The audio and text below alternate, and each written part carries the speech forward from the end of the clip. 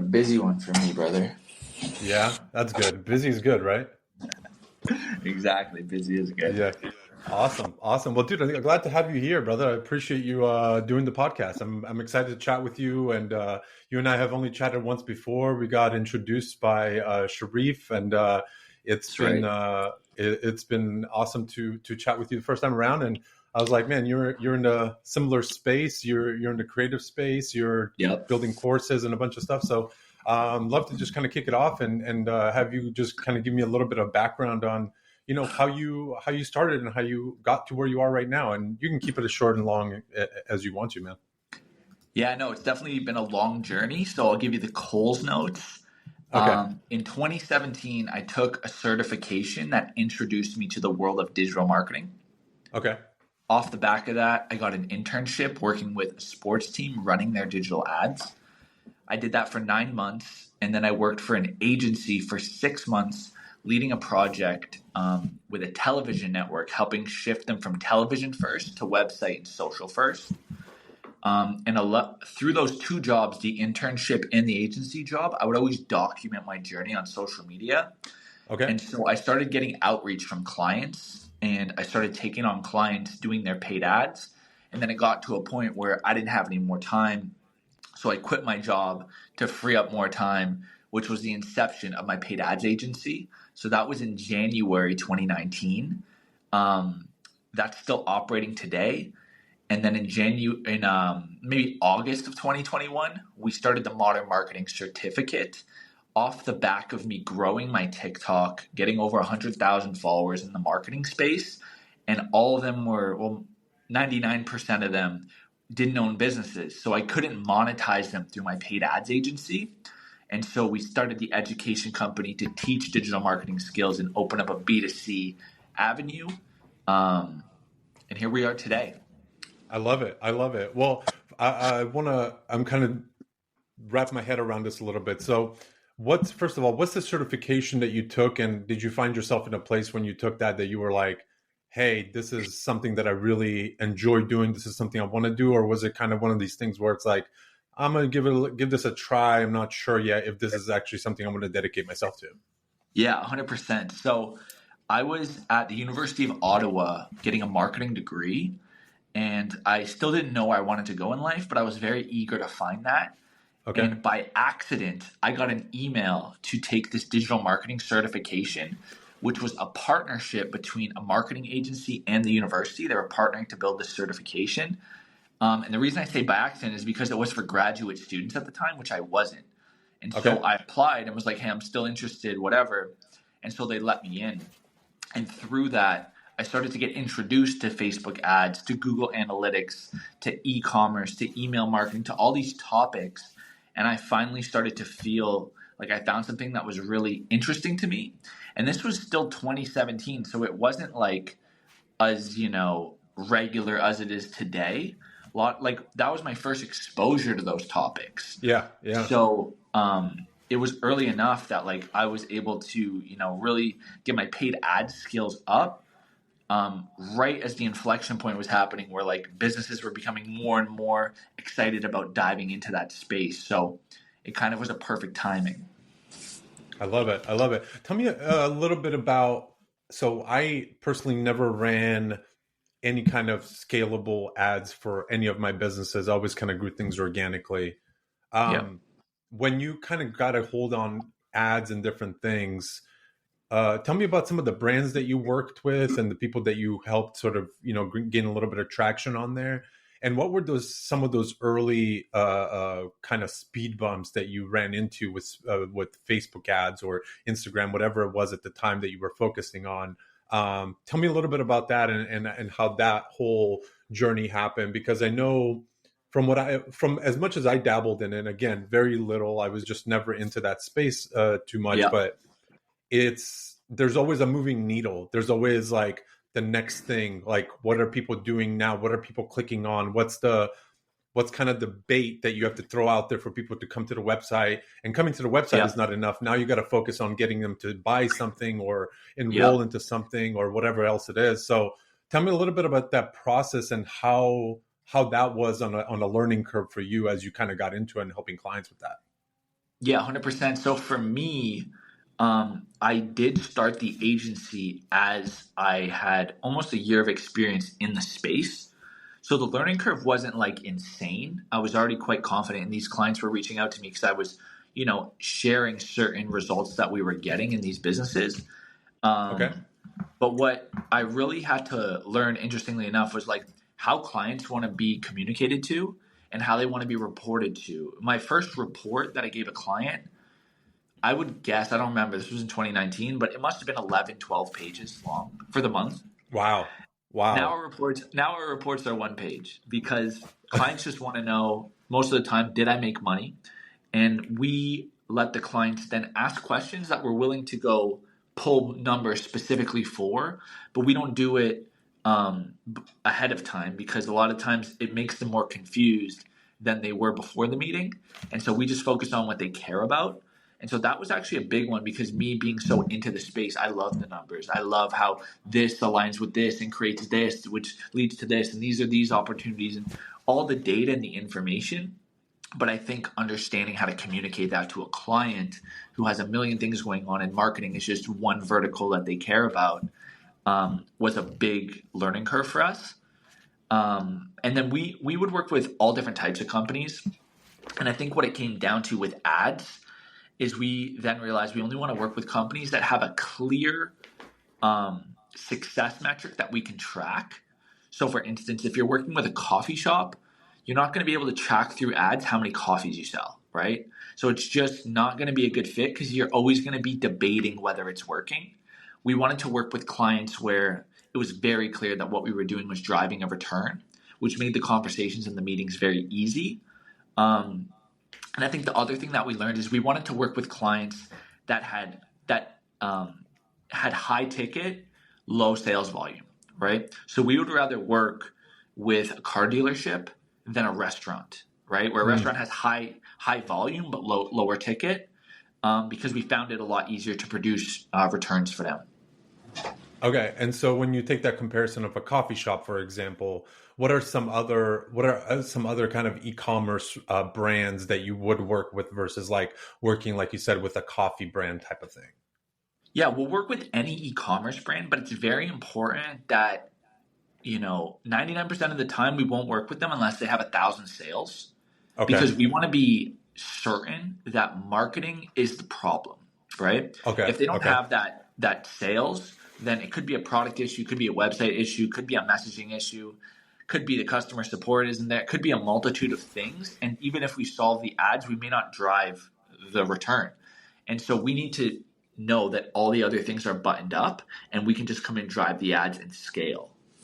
Okay, that makes Yeah. sense. And at that time, what kind of ROAS were you getting on some of these ads that you guys were running? Yeah, like the ROAS is so like specific to the business, right? Like our first big client was a CFL team. Where are you located again? I'm in Are you Sacramento, California. so you're in California? So it's our version of the NFL. And Okay. so we essentially had like an NFL team that we were running the ads for. And so for them, we were driving 13x ROI without really trying because their brand was so deep and it was going to sell out anyway, right? But when we would work with maybe a local wedding venue that has a lot of competition, the ROI would not be as giant, but it's because it's just different dynamics. Like there would be no world in which you could do the marketing to get it to that place. And so the ROAS is really determined on a lot of variables that you may not be in control of. Okay. And how did you guys decide, was there like a spend threshold that you guys worked with that you were like, hey, you guys need to spend at least X amount of dollars in order for us to be able to make this work? Or was there just people, did you kind of just take anybody on at the time? In the beginning, you obviously take anybody on because Yeah. you don't even realize that that's something you should consider. And then you have a Right. couple experiences where you realize, oh, like we couldn't Yeah. have even done it at that number because of XYZ. And so what we explain to the clients is like, look, our service fee is standard because this is our input, right? That doesn't change. Our input doesn't change, but the results you get will change based on how quickly you spend. Because the quicker you spend, the quicker we can accumulate data and make decisions. So if you spend if you spend $1,000 in a month versus $500 in a month, if you with the month where you spend 500, it'll just take us 2 months to get where we could have got in 1 month with 1,000. So you're just going to move slower. It's not actually like saving you anything. It's just making things take longer. Okay. But they would also use tools to estimate the market size. We would look at the CPMs of comparable clients, and then we would tell them, like, look, we believe you should spend about this much because we're going to get this many impressions at this rate, which will make us able to make decisions every 3 or 4 days, which over a 30 to 45 day period should give us enough data to get you to the truth, is what we would always say. And by that, you should know essentially this is kind of our average benchmark. We believe we can increase it to here, but this is like, baseline expectation. Yeah, no, that makes sense. Now, I want to kind of go into a different part of the agency, because as you and I talked about, you both ran agencies. You obviously still run one now. Yeah. Beginning when you first started, what was some of the biggest struggles you had, starting and running your agency? What were some of those early points that you were just like, oh man, what did I get myself into? I think like at the beginning, you're a subject matter expert, right? Like I always look at entrepreneurs that actually don't know the craft and just hire the right people as like they don't realize the blessing they have because they can't actually get stuck in the weeds if they tried. And so I think the most common pitfall that everyone falls into who's a subject matter expert is they just take up their whole hours with client service and then they hit their ceiling and then they're just like, I don't know what to do now. I can't take on more, but it's hard for me to just cancel clients and lose money to build it the right way. And you get kind of stuck in this middle area of like, it's kind of a good life, but you could go bigger, but in order to go bigger, you'd have to cut back a bit for the short term. And it's just like in the beginning, especially if you've never had success, it's hard to let it go. And I think that was like the hardest pitfall was understanding like, we got to build this where we're not doing the service. We're managing, the operations and making sure everything is running smoothly, but the service delivery is not us. Even if the hardest part, especially with ads, is sometimes you have a client which, they have all the right variables. So after the setup, it may take 1 hour a week of like touching and tweaking, but you don't have to do much more than that. And even in those situations, you have to, give up 25 to 50% of the fee to someone to remove your time, your mind share from it. Because without that, you'll never be able to scale. Yeah, no, that makes a lot of sense. What was the biggest, did you guys have any big client like flops and mistakes where you took on a client, you're like, this was a terrible deal and we shouldn't have done this because the ads just didn't work well, their offer, their website, whatever else it is, just was a complete dumpster fire? Did you guys have any of those early on? Yeah, I think a client type that we've really moved away from because of early day things like that is real estate agents. It's just so difficult because the agent as a personal brand is the variable. Right. And so you can run ads and do all these different things, but these agents are just so busy with so much stuff, and you're not going to win in real estate on a good ad. You're going to win off building a reputation with individuals over time, and when it comes for them to make that decision, they choose you. And so it's just not a model that really works with like, we're going to run ads for 30 days and like blow up. Like it just doesn't work that way. And so because of that, our business model doesn't really work. Another one that breaks my heart is I'm a huge hip hop fan. And yeah, me too. I advise a lot of artists, but I almost never will take on an artist because the music model is basically work your ass off for years and years and years, make no money, and then one day have your moment and recoup everything. And so it's not a model where like you invest, get back, invest, get back, invest, get back, and you build. And so because of that, it feels like a lot of tension of like you're just taking money from them in hopes that one day it will work. And so that's another one that we unfortunately stay away from. Tell me a little bit about how you came to love hip hop so much, because I'm a huge hip hop head. And bro, I don't even know what it was. Like it's like the bug that bit me. When I was 7 years old, I bought an Eminem CD from HMV. Like I fucking always was like a hip hop fan. I had a Ludacris CD when I was a kid, a 50 Cent Uh-huh. CD, D12, all of it. I just always loved hip hop music. I memorized like every song. Yeah. Um, yeah, it just a bug that bit me in my whole life. Like to this day, like I still just listen to hip hop music all the time. And even at the end of high school, I made hip hop music. I was a rapper for like 3 years, I and love it. I love it. yeah, but like I'm gonna still, have to like, dig up some of this. I'm gonna have to dig up some of these records out there. bro, secretly, one of these days, like I'm just gonna, become famous as like a personal brand. But I want to go on like Sway in the morning and just do like the Yeah, yeah, freestyle. yeah. Um, Or just Breakfast know, Club. just know, I'm putting it out there exactly. I love it, dude. I love it. Yeah, my first, I think it was either the Jay-Z Blueprint album or Uh huh. it was Eminem's Marshall Mathers LP. I think one of those were probably one of the first ones that I actually Yeah, I mean purchased. 2001 and 2002 Eminem is just insanity. Like that era is It's just insane. imagine if he dropped that album now, like he would be canceled in the first like 3 seconds of that album. Bro, I was literally listening to Kill You yesterday, and I was just like, this is like so like, go to jail in this era. It's amazing. It's amazing how things have changed, like in the culture, especially in like in hip hop. And I always think about like comedians too. Comedians are kind of the Yeah. only ones that are left, basically, that can kind of say whatever the fuck they want to say and make Yeah. people laugh. Hip hop music is like still kind of like it's still in that field, but there's still people kind of holding back on certain things. And like if you Oh, listen to some old like Master P and different things, like the yeah. shit that they were saying was just like you couldn't even believe it. You're like, you listen to it now, like you said, you listen to Kill Yourself. You're just like, what is this? This is jail. Yeah, Like exactly. you're gonna go to prison if you release this right now. 100%. It's insane.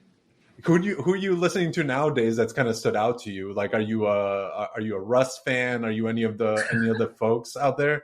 Yeah, funny enough about Russ, I must have found him when he had like 100,000 followers. Yeah, And so so I did wasn't I. like super early, but I definitely watched his ascent. Like I found him on SoundCloud because What They Want came up as like on SoundCloud. Sometimes when you listen to a song, a random one just comes up next, and it was What Yeah. They Want. And then I was like, this is fire. So I went to his profile and listened to like 10, 20 songs that night, and every song was like fire. And I was like, who is this guy? And so yeah, I became a Russ fan. I saw him in Montreal years ago. I actually rapped for Logic. I found Logic. Oh, sick. I found Logic early. I found him when he had like 60,000 followers on Twitter, and yeah, in his mixtape eras, and yeah, I've always been a Logic fan. I mean, Kendrick, Cole, Drake. Let me throw one at you. Tech Yeah, Nine.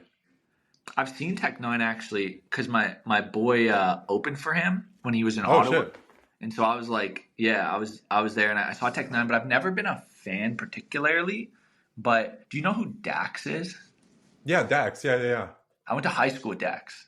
Oh So shit. yeah, he's a year older than me, but like literally my first ever photo on Facebook in like grade 7 is me and his name's Daniel. His real name's Daniel.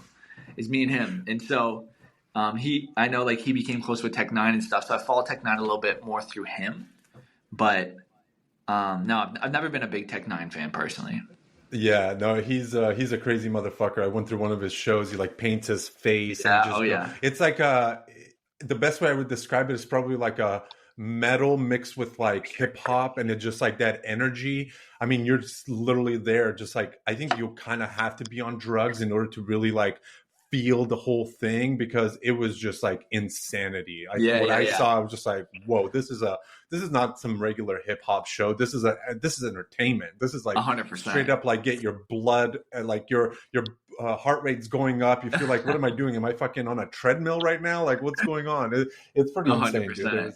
Yeah, dude. That's awesome. I'm so I don't meet too many hip hop heads, and I feel like I'm one of the few like in my era that's kind of like left around here with my friends. And so when I find somebody like that, I have a couple other friends that are just like really deep in it, and I just like, yes, I fucking love going down that rabbit hole with people and like figuring out like what they listen to. So that's fucking Bro, awesome. there's a live video of Eminem's anger management tour in Detroit.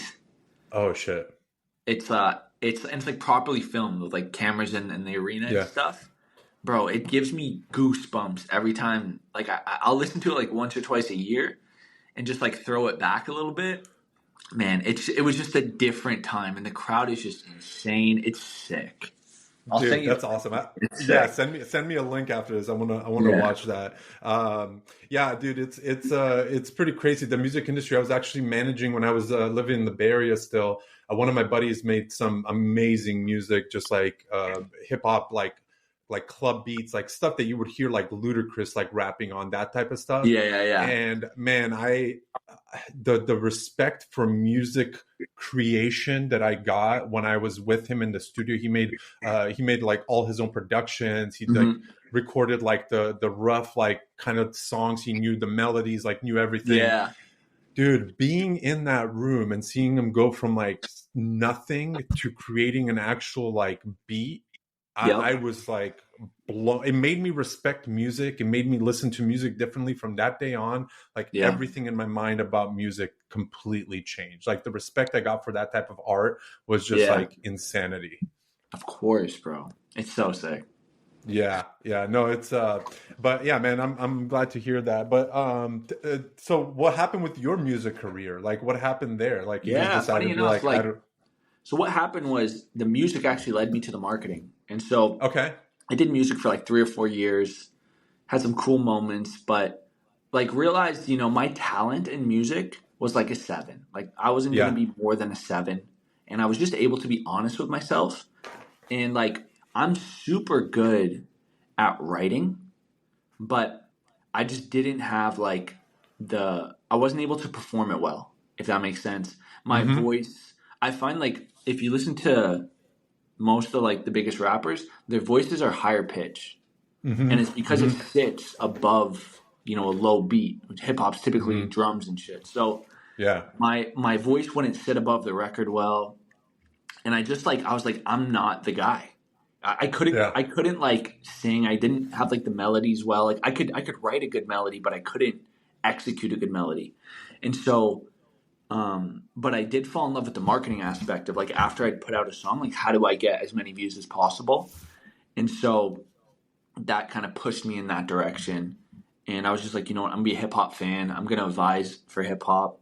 I love getting on phone with artists and just like telling them, dude, do this, do this, do this, because I think it's funny. I think artists are very entitled in the sense of it's truly never been easier to be a big artist, and they complain about how hard it is.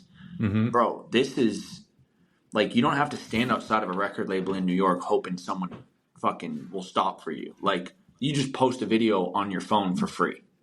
Yep. Like Yep. it's 100%. easy, and it's fair now. It's merit based. Like if you have talent, you're gonna stand out instead of just be right time, right spot, and have talent. Yeah, they're kind of missing that aspect of like that rawness. Like I always felt like that with with my buddy as well. Like he wanted everything to kind of be like this polished thing. And I remember this was like, man, I want to say this was like 2000 fucking 10, 11. It was like Yeah. long ago. And I still remember telling, this is when YouTube was just making like, it's like ascend into like taking over and all this other stuff. And I remember Yeah. seeing people posting all. Wiz Khalifa was like the guy at the time. Like he was like Yeah. doing he was on every social media. He was a Twitter guy. He was just like everywhere.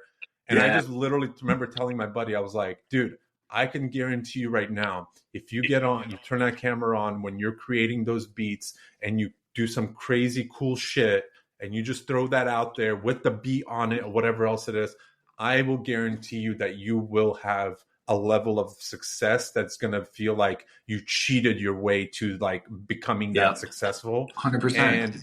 And he didn't really listen to that advice and always was like, no, this has got to protect this stuff. And I'm just like, bro, you're nobody right now. In order to get somebody to get some recognition, like go and do this. And I just remember sitting there being like, man, I wish I can sing. I wish I could produce. Man, I would be like, you're always in that different like mindset. You're like, if that was me, I would be doing these things. But you got to let people do their own thing. 100%. 100%. So music industry was a lot tougher, and now, like you said, when SoundCloud came out and all these people started like putting their stuff out there, I mean, it was so easy to get recognized if you just had, like you said, that merit base, like a little bit of talent, that voice, the beats, the consistency. Like you click those things in, you're gonna make some money. And like, have you seen like Connor Price?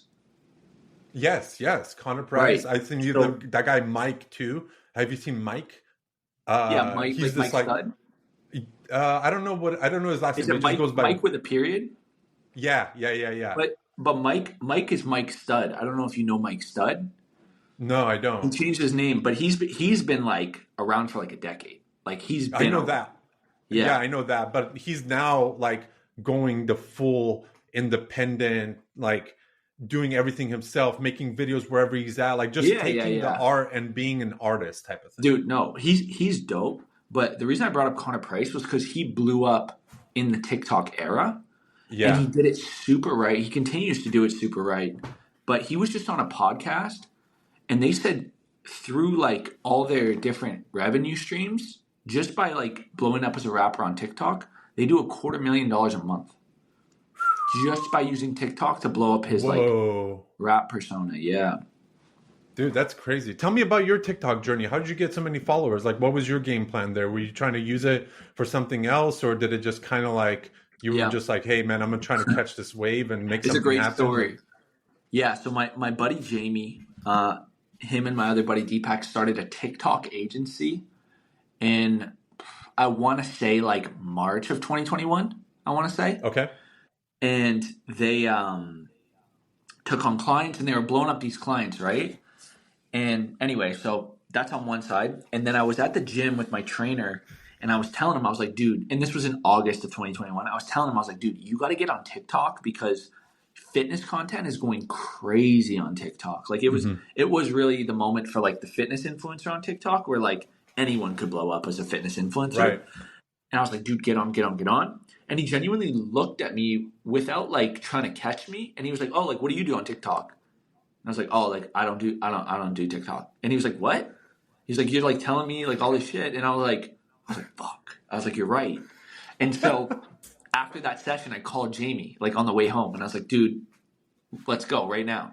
And so a week later, we did our first shoot. And then I've put out 2 videos a day ever since. Even till this day? Yeah. So we repurposed the videos now. But I've probably shot over 1,000 videos. Yeah. And your stuff, and I haven't even looked at your TikTok channel, but I'm gonna take a clip out of this, and I kind of distribute it across different like platforms. I'll put it up there, so I'll check it out. But tell me, like, what was it mainly like marketing related content now, or what is? Yeah, it's all 100%. marketing. So the thread. It's funny. We're on TikTok live right now. Oh, sick. Yeah, I don't know if you can see it. Sick. The thread, the common thread, is that it's all marketing content, a bit of entrepreneurship content, but maybe a bit of mindset content too, but mostly digital marketing content, talking about like the latest updates in digital marketing, talking about what I do in my agency, how we drive results for our clients, and things I'm passionate about. Like I've done a lot of tips for artists, for music artists as well, just because I just like find it so fascinating. And so I never overthought it. And we would basically do a shoot bi-weekly, and we would shoot 30 videos, one session twice a week or twice a month. And that would be our 60 videos for the month. And so we did that for like a year probably. And then on the same time, I launched Modern Marketing. So that's another TikTok channel we own. And Modern Marketing, we do 4 videos a day. We post 4 videos a day. Yeah. And so there was one point where for 2 months, I was making 180 videos, new videos each month on TikTok. Yeah. But I became sick. And like in a 2-hour session, we could shoot 30 videos. Jesus. Yeah. We were just machine. Our fastest session, 30 videos in 52 minutes. Whoa, that's crazy. And what, they're all like 10-second videos at the end of the day? You chop them up into 10 seconds or something, or 15 seconds? So I got into this flow for Modern Marketing where all I would do is talk about websites that help marketers. And so literally I would just make a list of 30 videos or 30 websites, and I'll just click on the website. And I'd be like, yo, you're not going to believe this website. If you're a marketer, it does boom, boom, boom.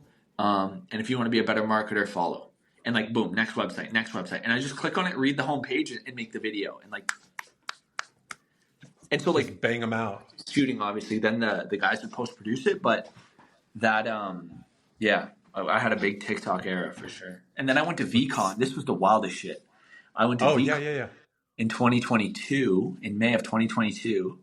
About 9 months after I started my personal, and then we had started Modern Marketing the March. So this was like 6 weeks after we'd started Modern Marketing. We probably had 50,000 followers already. And first day, I got recognized by someone, and the guy goes, "Oh shit, I love Modern Marketing." And I'm a Canadian. I'm at a conference in Minnesota. And a guy comes up to me and goes, "I love Modern Marketing, a channel I started like 6 weeks ago." Yeah, insane. Whoa. Yeah. That's crazy, dude. That's crazy. Were you into the whole NFT game too, or did you go to VCon for something else? Yeah, I minted two Series 1B friends. So very nice. That was a good decision for sure. That's awesome. Did you ever end up monetizing your TikTok channels at all? Oh yeah, we've done across both channels now, maybe 70 brand deals. Oh wow, that's awesome. There's one point on Modern Marketing, we do like 4 brand deals a month because Modern Marketing was built perfectly for brand deals because all we would talk about is websites that help marketers, and so we became like very trusted as like an authority for like if you're a marketing website like and we feature you, people are going to try it. So all these websites wanted to be featured by us. And that was like a byproduct by accident because we built the channel to drive our education company. And so we just thought talking about websites was the most efficient way to produce a lot of videos quickly that were valuable. And it was, but then this became like a whole side thing. It was interesting. Our first year in Modern Marketing, 24% of the revenue was brand deals. And we didn't even think about it at the beginning of the year. That's amazing. And how much did that actually drive into the actual business for modern marketing? In regard to what? What do you mean? No, I'm saying like, so was it primarily only TikTok, or were you guys offering a service in modern marketing as well? Yeah, well, like modern marketing, we're doing. So this is what happened in March. We started the TikTok channel because on like May 30th or 31st, our first cohort of modern marketing was happening. Okay. So we had 8 weeks to literally blow up our channel and sell people into our cohort. And how did that work? We sold it out. We had 20 seats, but each seat was 5 Gs. So in 8 weeks, we went from zero, did $100,000, and we got 60,000 followers. And that also obviously just like kept getting brand deals until this day. We still do brand deals. Damn, amazing, man. Congratulations on that. That's beautiful. Thank you. Why didn't you start an actual TikTok agency to help brands blow up? You should have done that. Yeah, but the problem with content, in my opinion, is there's no I don't even know what the word would be, but the economics of ads is essentially if you know what you're doing in the start, you can lower your workload over time. And if you structure a deal based on ad spend, you can actually make more money, work less hours with clients. So I like the nature of that. Whereas like if you're doing content, you got to still produce like 30 videos a month, no matter what. Like the kind of cost of goods never goes down. And so it always seemed like a frustrating business to me. And that's literally why I didn't do it. I'd rather just outsource it, take a referral fee for it, and just like move on. Right. Tell me, so you said you guys do about 4 brand deals a month. Can you give me a rough average? So just the people that like are in the TikTok, like what's an average deal and how does that whole process work of somebody reaching out to you and being like, "Hey, Hayden, we like want to work with you. We want to get your website up." Like take me through that process of like how that works.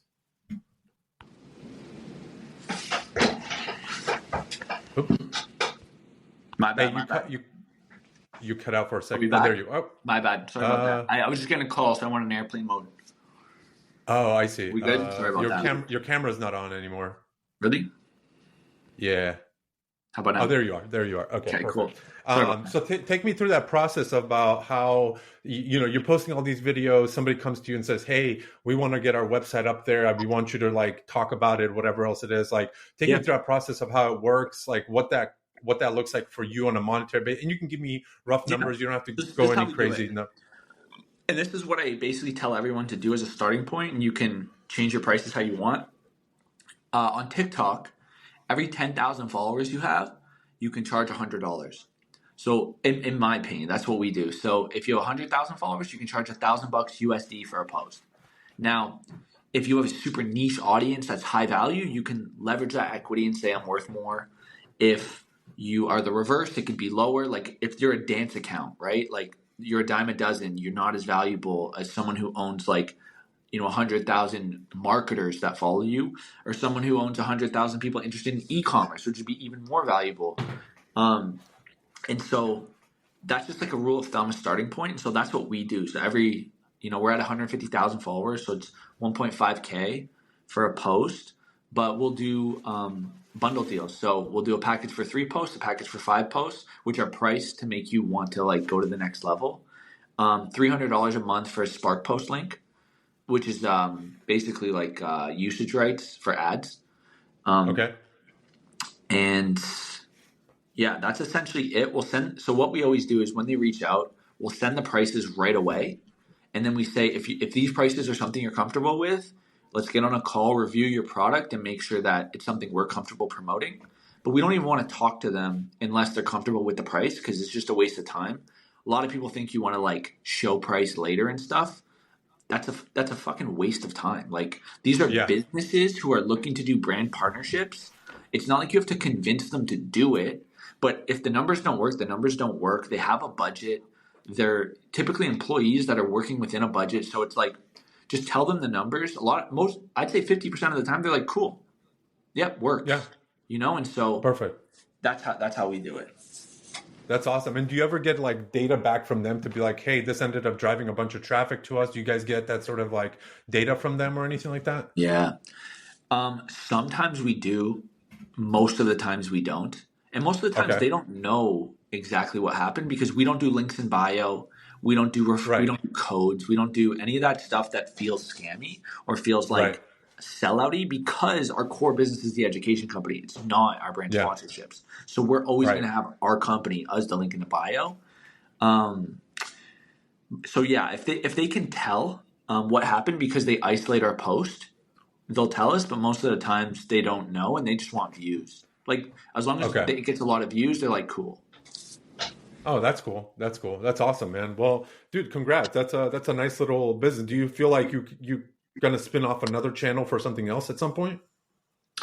I mean, I'm just focused this year on growing my personal brand because I feel like I've neglected it because it's such a time Right. like intensive thing if you want to do it right. And this is why nobody Yeah. does personal branding well. Only a handful of people do it well because it's such a time intensive task because you can't outsource you, right? Right. And Right. so, but this year, that's all I want to do because it is the most valuable thing. There's a reason, people who make so much money still invest in their personal brand the most, is because that is the thing. And so I'm really just focused on that this year. What's your kind of what's your plan there in terms of like getting that going and amplifying that a little bit more? Is it going to be is it going to be a podcast? Is it going to be TikTok stuff? Is it going to be reels? Like what's your game plan, if I may ask you? Yeah, so I actually want to step even further back than that. I want to be very creative this year and like Okay. almost like try to make a personal brand that almost has like an element of like artisticness to it. And I don't Okay. think, business influencers do that, right? I don't think they think about like, how could I make this super creative and unique and like almost like thoughtful? Um, and so for me, the way I see it is I actually want to keep the canvas blank and open. And what I want to do is I have my videographer and I just need a social media manager. And essentially every single Friday, we're going to have a meeting where we look at my next week and we go, cool, how are we going to pull 5 posts out of next week? Will it be 2 photos, 3 videos? You'll come to this event, try to get this type of clip. We'll sit down, do this type of clip. We'll go out on the street, get this photo. Like, game plan next week, shoot it, and then use that content to post the following week while also doing another Friday meeting for the next week. But what the Friday meeting does is it allows you to, in real time, think of what you want to do, and make it unique. Not be like, okay, cool, like we just do tips on Tuesdays and fucking this on that. And it becomes so formulaic and like over time boring. The best creators, if they keep doing the same thing, no matter what, they become less interesting. And so I want to keep a model where we're constantly evolving because of just the structure of it. Every Friday, it's like, cool. These are like, basically I'm structuring my brand with like love and proof is the concept, where it's like 50% of the posts have to prove I know what I'm doing, I know what I'm talking about. And 50% of the posts have to make people fall in love with me. And if the posts do both at the same time, that's great. But that's how you structure it. And then with that in mind as the guiding light, then you go into, okay, how are we going to get 50% next week of this? How are we going to get 50% of this? Pictures, videos, how do we see it? And then just like go do it. Nice. That's awesome, man. I like that. I like that. I like the way you're zeroing in on that and focusing in on that. And is the monetization piece of it down the road? It doesn't obviously happen right away. Are you planning on using your personal brand to drive things through modern marketing courses, or is it just strictly going to be like, hey, I'm going to put some personal courses out there regarding, whatever I'm working on or things that work for me, or I don't know, maybe a TikTok course down the road? Like what's kind of the plan there? Well, that's it. It's like, it's going to push to my agency for marketing services, B2B. And then it's going to push to modern marketing, B2C.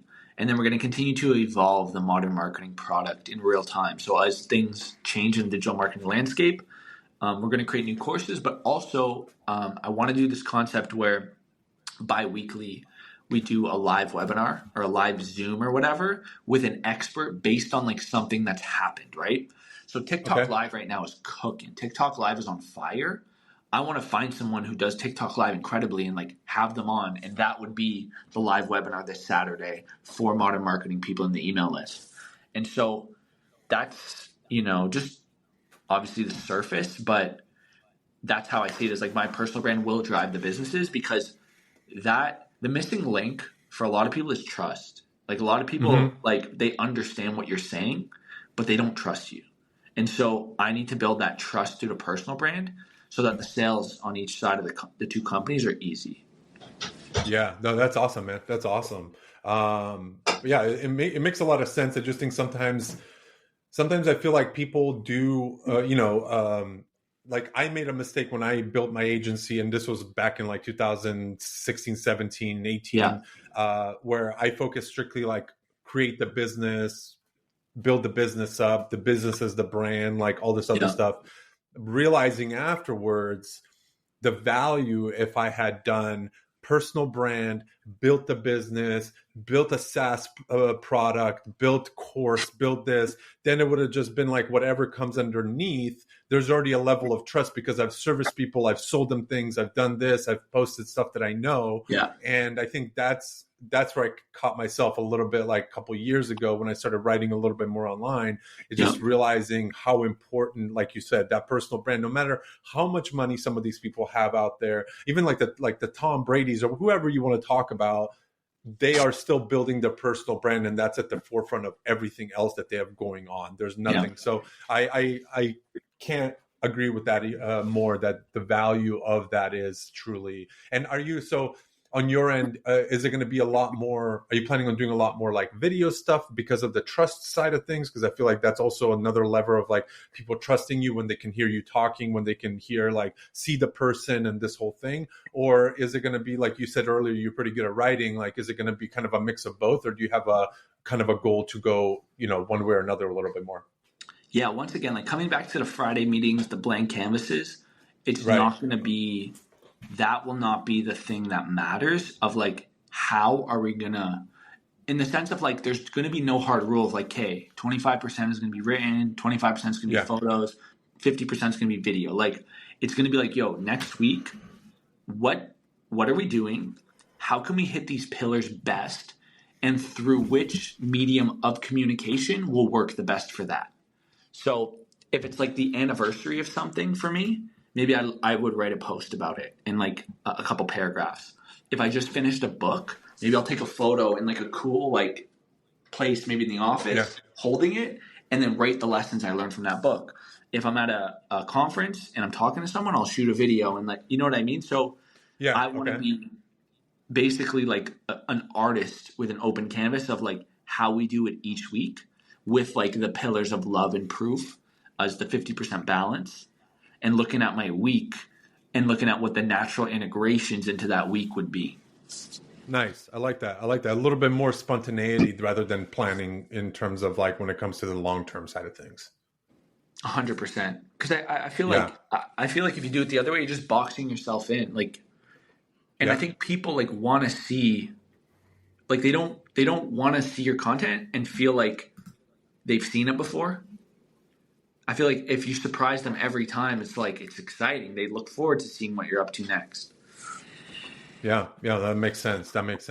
Man, I love it. I love what you're doing. I love all the things you're building. I'm impressed by your TikTok side of things. That's really cool too. That you're just able to kind of ramp those things up and shoot so many videos and so much content. And so what's the next plan outside of like the personal brand stuff we just talked about? What else you got going on that you're looking to kind of amplify, or things you're working on in the background that you're excited about? Is there a book on the way? Is there anything like that? I mean, if you want a left field one, like on a real like self-awareness journey, I do different practices every single day to like accumulate a lot of data on myself. Hell yeah. Tell me more about that. Yeah, like, so I got the Aura Ring, which gives me all my health data. So that's already, and I've been cooking that since May, I think I got it. So it's almost been a year of like collecting the health data. And then every single day I rate my life on a scale of 1 to 10 in 4 categories: how I feel about my life, how I feel about my work, how I feel about my health, and how I feel energetically. And beside each of those ratings, I write a note as to why I gave that rating. And then I keep other things like, did I go to the gym? Did I hit water intake goal? Did I get outside? Like just yes, no boxes. And then I'm in the process of building my own GPT, which will integrate this sheet and produce me monthly reports with my my biometric data integrated as well, to try to triangulate and essentially tell me like, hey, you rated your life at these scales when you had this level of sleep, or you missed the gym twice, or like use AI to basically synthesize everything I'm putting in, using the quantitative scores to help it evaluate what's good and bad, and basically spit out a monthly report of like, this is what you should work on, this is what you should work on. And then I'm going to constantly feed it every single day, and it'll just be a constant evolution, improving myself to feel my best, right? Like, we're optimizing for feel. That's the key here. It's not optimizing for like maximizing revenue or any of this shit. It's like, I want to feel my best every single day. Because when you're feeling your best, you could do your best work, which ends up being best to other people, which end up paying for that stuff, and it's all just like a cycle that comes out. But like the core of it is you. Not even, bro. Because when you're feeling your best, you're feeling your best. Like, that's what life's about, is to wake up and be feeling good. Like, hell yeah. If everything else is working, but I wake up and I'm fucking just drained and dead and like, not excited, and like, sure, the business is growing and people are getting paid and whatever, but like, that's a shit life. That's what traps a lot of people. That's what traps a lot of people. And so for me, I'm optimizing to rate 10s every day. Hell yeah, dude. I love that goal, man. I've been on a similar journey with my fitness and everything that I'm doing. Basically just whether it's yoga and lifting. I did double days today. Cold plunge, fucking reading every day now. I started a new habit. Like, I just little improvements, just every single day, like those 1 to 2% of like, hey, just do this today. And the biggest thing across the needle that threads all of those things together for me, and this is why for me consistency has always been like this the biggest topic that I could throw anywhere on any wall is like Yeah. consistency across all those things, because what's the use of going to a gym once a week? In my opinion, that's bullshit. Like you're going, but you're not really doing much for your, like, you need to get that repetition. You need to get your mind right. You need to get excited about it. And I'm really glad you brought that up in terms of self-awareness and all those things, because I can tell how much better I feel. And that's one thing, dude. I was actually from 2011 to literally last year, or this year, last year, I guess. I don't know. I was vegan for like 12 years. Wow. And I started doing a lot of working out, a lot of fitness, a lot of these different things. And I just, like, I've always been very connected with my body. And I was just kind of started feeling this thing of like, I really want to like start eating meat again. Like I want to get my body what it needs. Like I felt like my strength was like weakening, whatever that is. You know, my mind was just telling me certain things. And dude, I can't tell you how much better I feel like eating meat, eating clean stuff, like just really diving into that part of my life so much more. And everything around that is just being amplified. And like that feeling of waking up and being like, dude, I feel fucking good. I can go take a walk. I'm going to go work out. I'm going to go swimming. I would do whatever I need to do to feel my best. That's literally what I'm focused on. So 100%. I'm so glad you fucking brought that up, dude.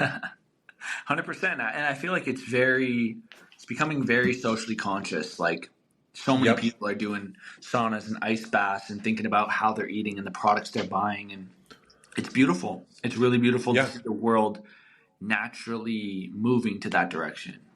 Yeah, and not just being sold by the shit that we see on TV, all the fucking like bullshit foods and all that stuff. It's crazy. That's it. Like me and my partner are literally, trying to change everything, like one thing a week to like a healthy version, right? So as silly as it sounds, we just changed our floss to like an all natural floss, We did that with toothpaste like 2 months ago, dude. That's it. And so it's like step by step, because you start to realize like, holy shit, like there's a lot of things that I purchased that are integrated into my life. And so like trying to, even just like drinking out of a plastic water bottle versus a glass one, like simple things like that, I'm trying to get that reverse osmosis system hooked up in the condos. I love it. My friends just got that at their house, actually. It's a really really interesting. Like the fucking water's constantly spinning and shit. Like it's crazy. Yeah, dude. That's awesome. Well, Hayden, this was a pleasure, man. I'm glad we got connected. And I'm glad I got you on the podcast. And yeah, man, I'll definitely have you back on whenever you want to come on and chat about anything, music, whatever else it is, dude. I love hearing about people's journey and how you got to where you are and all that stuff. So tell people where they can, follow you or get to know you a little bit more, or whatever else you want to drop. Yeah, Hayden Cashion on TikTok, Hayden.Cashion on Instagram, and then Modern Marketing on TikTok is probably the best channels. If you want to talk to me, Instagram DM is the best way to do that. Beautiful. Awesome. Hayden, well, thank you, brother. I appreciate you being on, and look forward to chatting again soon. Cheers, D. Thank you.